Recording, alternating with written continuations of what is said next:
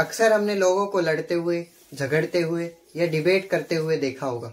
और जनरली यह डिबेट्स होती है किसी बुक में या किसी सेक्रेड बुक में किसी लिखी हुई चीज को लेकर। पर क्या हम सही करते हैं फालतू की डिबेट्स कर कर? चलिए आज हम बात करेंगे कि किसी भी बुक में कोई भी फैक्ट या कोई इंसिडेंट लिखा हुआ हो तो उसको कैसे इंटरप्रेट करना चाहिए और कैसे उसे किसी अच्छे सेंस में लेकर बात करनी चाहिए। कोई भी धार्मिक किताब जैसे कि श्रीमद् भगवत गीता, कुरान या कोई ग्रंथ, किसी में भी अगर कोई चीज लिखी हुई हो तो उसे पढ़ने के 3 अप्रोच होती है। पहली टेक्सचुअलिस्ट अप्रोच में यह होता है कि जो लिखा हुआ है उसी को एज इट इज ले लेना और उसको एज इट इज पढ़ना, उसके पीछे का हिस्टोरिकल एस्पेक्ट, सोशल और कल्चरल एस्पेक्ट को नहीं देखना, यानी कि जो सीधा सीधा लिखा हुआ है उसको वैसे का वैसा ले लेना। दूसरी होती है कंटेक्चुअलिस्ट। इस अप्रोच में सर्कमस्टांसेस को देखा जाता है कि कोई चीज अगर लिखी हुई है तो उसके पीछे का रीजन क्या होगा, उसके सर्कमस्टांसेस क्या होंगे, उस टाइम की हिस्ट्री, सोशल और कल्चरल एस्पेक्ट क्या रहे होंगे।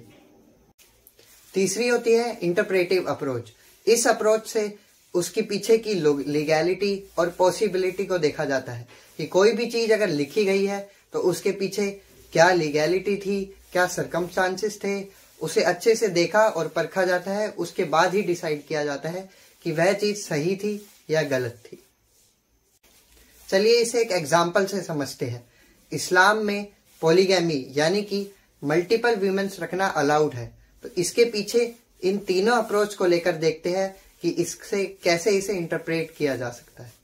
टेक्सचुअलिस्ट सोच रखने वाला इंसान सिर्फ कुरान में यह पढ़ेगा कि मैन को 4 वीमेन रखना अलाउड है और उसे सिर्फ ऐसे इंटरप्रेट कर लेगा कि कुरान में लिखा हुआ है इसीलिए 4 मैरिज अलाउड है और उसे मान लेगा और उसे गलत बोलेगा।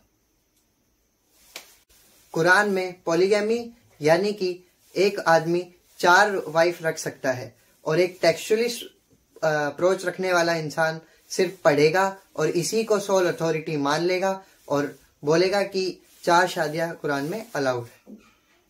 वही दूसरी ओर एक कंटेक्चुअलिस्ट और इंटरप्रेटिव सोच रखने वाला इंसान उसके पीछे की सर्कमस्टांसेस और लीगैलिटी को देखेगा।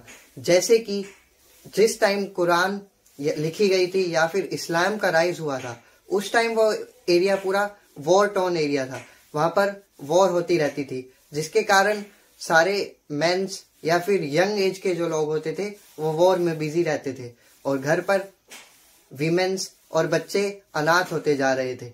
इसी को हुए ताकि उन लड़कियों और अनाथ बच्चों को एक गार्डियन मिले, उनकी कोई रिस्पॉन्सिबिलिटी ले सके, उसको एक अच्छे सेंस में करने के लिए 4 शादियों को अलाउड किया गया था ताकि एक मैन 4 वीमेन तक को रख सके और उनकी अच्छे से रिस्पॉन्सिबिलिटी ले सके। मेरी राय में माने तो हमें हर एक फैक्ट को, हर एक इंसिडेंट को जो हमारे हिस्ट्री में हुई है उसे कंटेक्चुअलिस्ट और इंटरप्रेटिव सोच से देखना चाहिए। तो अगली बार किसी भी डिबेट में पढ़ने से पहले किसी भी टॉपिक को अच्छे से कंटेक्चुअलिस्ट और इंटरप्रेटिव सोच से पढ़ लेना चाहिए। होप इससे यूनिटी और फ्रेटर्निटी बढ़े। जय हिंद।